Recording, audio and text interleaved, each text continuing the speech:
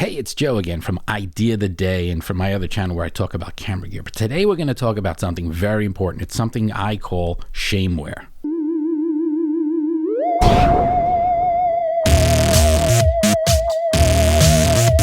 Alright, so this video's taken a few years to put together because honestly I did shoot something a few years ago when I first started seeing it, and then I kind of forgot to put it on the channel, and I thought, well, I'll find the footage later and I'll re-edit it, switch some hard drives, switch this around, and long story short, I lost the video and I was thinking, oh, I'll find it and I'll just put it up eventually. Well, let's just say this. I can't find it. I don't want to bother looking for it. Let's start over because I'm starting to see this happen again. So first and foremost, why do I call it Shameware and what exactly is it? Well, if you're watching this video, hopefully you haven't been a victim of Shameware yet, but it's inevitable that sooner or later a lot of people are going to get a email, kind of a suspicious email, kind of saying to people, hey, you know, it's sort of like the old I know what you did last summer, and then everybody in the back of their head is thinking, oh, they must know about this or that or whatever thing. So they're sending out emails to people essentially saying, hey, we know you've been visiting some of the naughty sites, and whenever we do that, we install some kind of a malware on there that's going to track what you're doing. Not only that, it turned on the camera while you were doing your business, and it took some pictures of you, and they were real interesting pictures, and we've got pictures of what you were watching, and we've got pictures of what you were doing, and if you don't give us some money, we're going to tell all your friends. We're going to tell everybody what you did, and we're going to show them the pictures. You're going to be, oh, you know, it's like making people think they're going to be on the nightly news as if, hey, if Bob from Milwaukee was doing this, we're going to make sure everybody knows about it. Well, let me start with the beginning. How do you explain what they're doing and how they're doing it, why this scam is so effective? And first of all, let me start with the easy stuff. It is a scam. Whether you did or didn't visit an adult site has no bearing on what kind of email you're going to get. They're not sending the email out because they know you were watching some sort of a dirty site. All right. Now, again, I've been doing this, been in the tech business for many years. I know technology quite well. I've had a computer since the 70s. I kid you not. So anyhow, how did this whole thing start, and how is it that they're sending these emails out, and what is it that makes this email so scary to a lot of people? Now, just to give you an idea of the scope of this, I had an email from several people, not just emails. Actually, I had phone calls from like at least 4 people, one of which is somebody literally in his 80s. I kid you not. Another one was a woman in her 70s. And then there were a few other people, a couple of guys about my age. And the point there is they got an email, and this is how you identify a Shameware attack. So basically, and by the way, most of the time, these do end up in your spam filter. And some people actually look at their spam folders. I never do. But let's say you went into your spam folder and you saw an email from doesn't matter who, could be a stranger, and the caption of the email is actually one of your passwords. It could be a password that you used once when you went to a cooking site, a recipe site, something like that. You might have been interested in Mustangs or Thunderbirds or some sort of a car.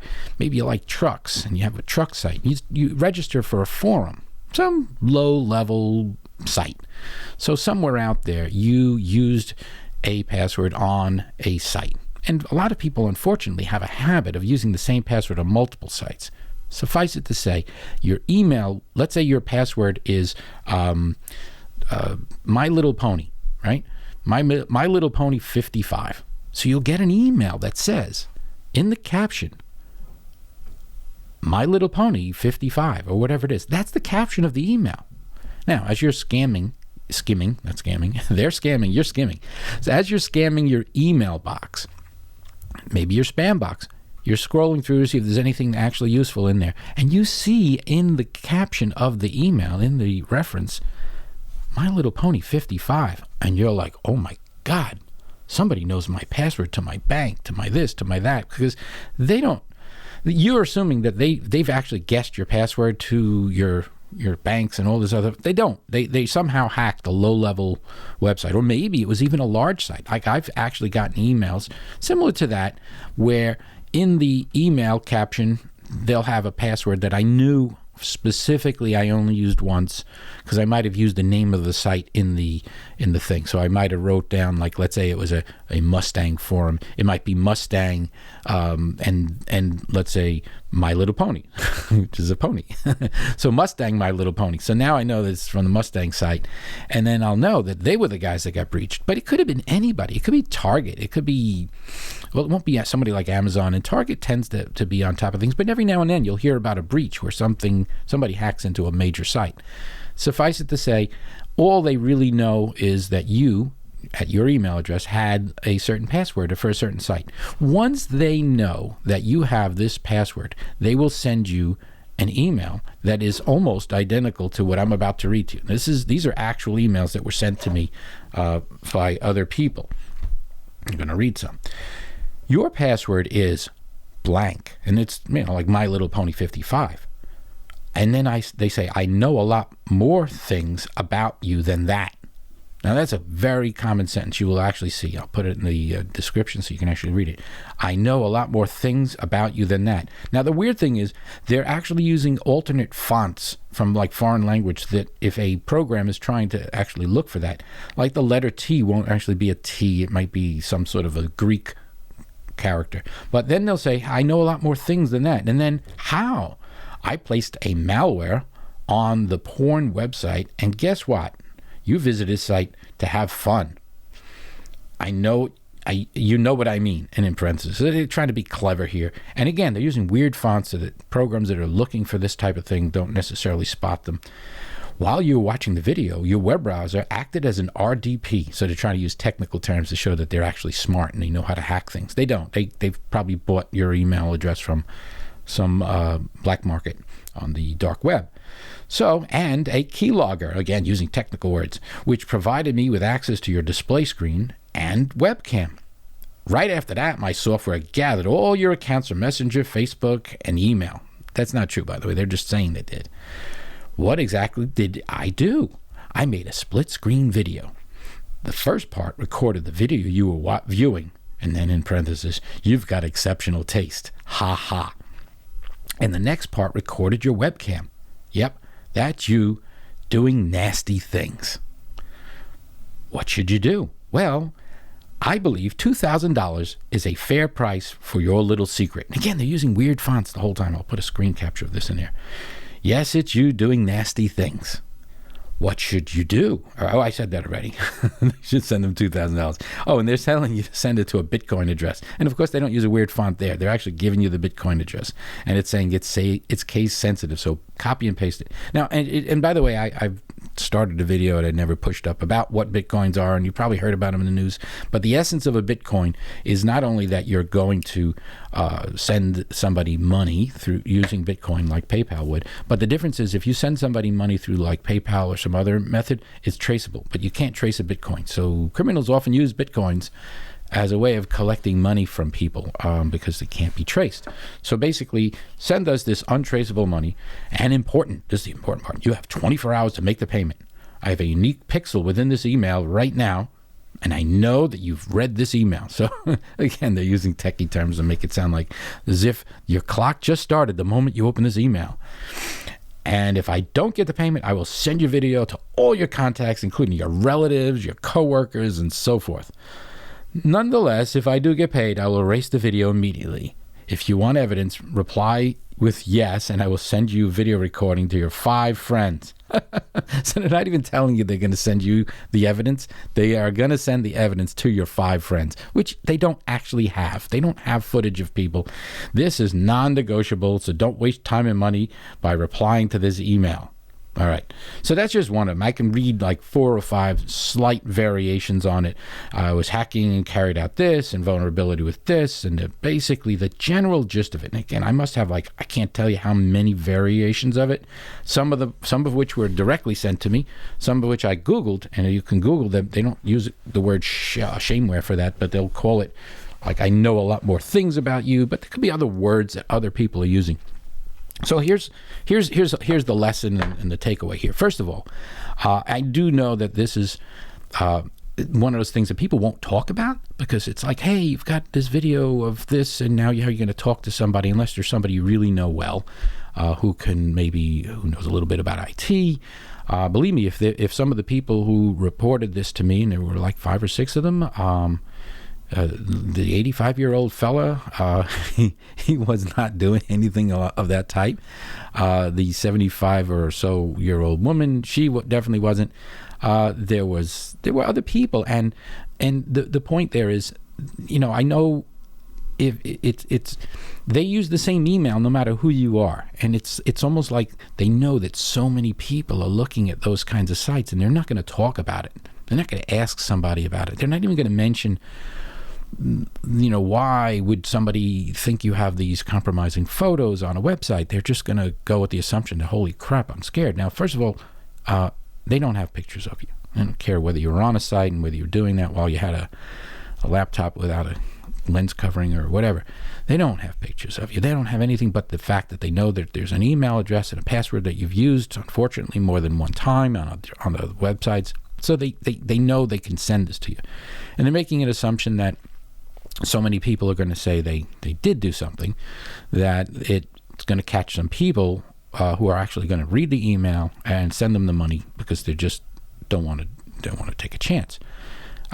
First of all, they don't have the pictures. Let's go back to that again. I can't stress it enough. Second of all, the actual process that they would do this would be, all right, first of all, again, they don't have the pictures. But even if they did, and again, I want to stress, they absolutely, positively don't. So I don't want you to think that that's ever an option. Even if they did, sending money to essentially a bad actor like that, whatever you want to call it, sending money to somebody who's trying to blackmail you would only make them resurface again for a second dip. In other words, if they send out, let's say, 100,000 emails and 3 people responded in any way, whatever way they responded, if 3 people responded, the next time they send out, they don't have to send out 100,000. They can go back to the 3 people and say, yes, it's me again. Yes, I know.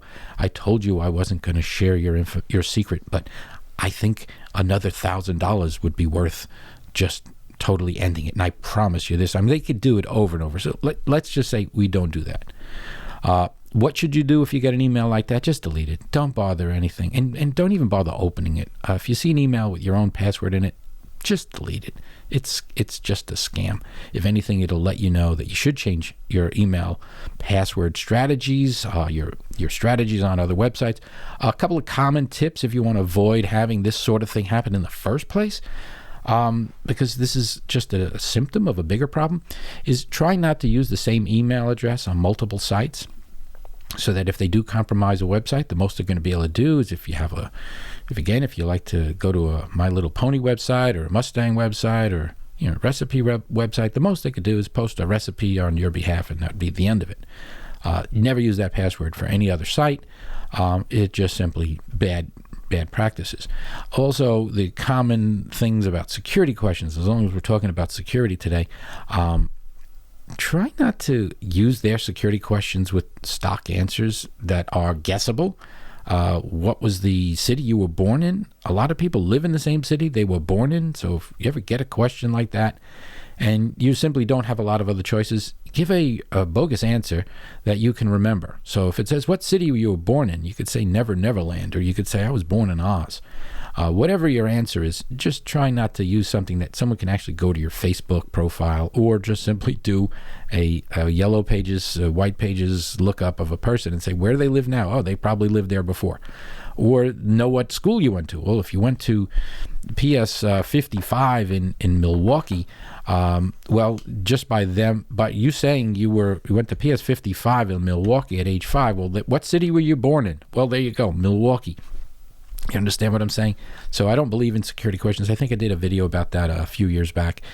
Anyhow, this is something I'm calling Shameware. I'm hoping that I'm educating some people with this, and hoping that you're going to leave some comments and share this and all the other stuff, but especially share the message. You don't necessarily have to share my video, although that is kind of a nice thing.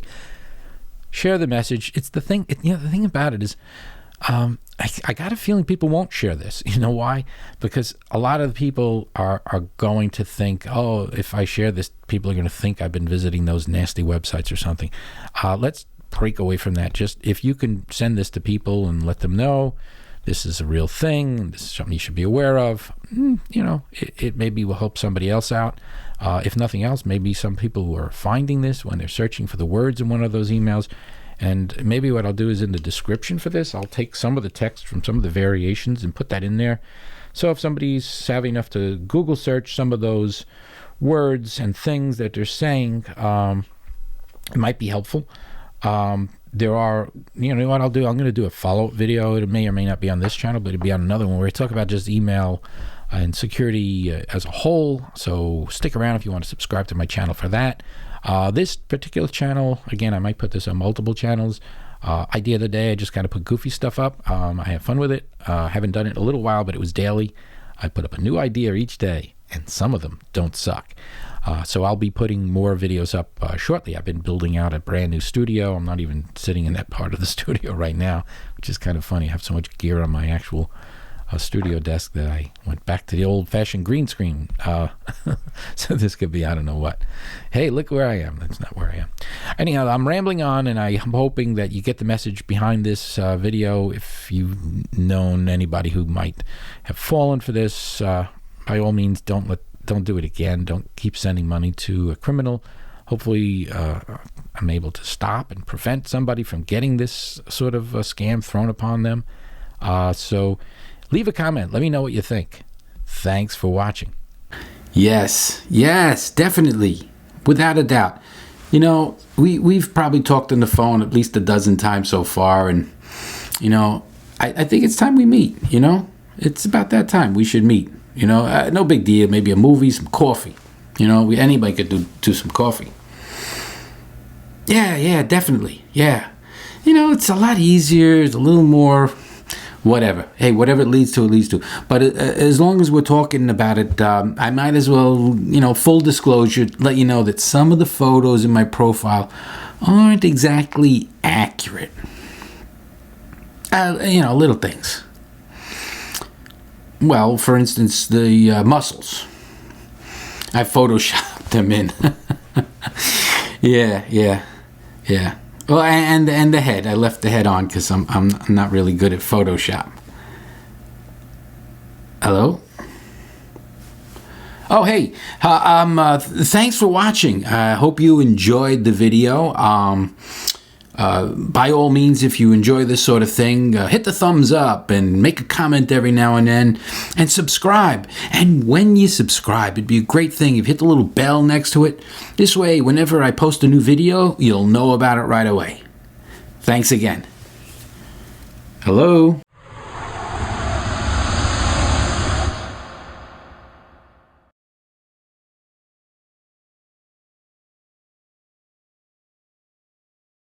Sound. Wow, isn't that how it works? Yeah, I'm a sound guy. I do it all right. Hey, it's Joe again from Idea of the Day, and from my other channel where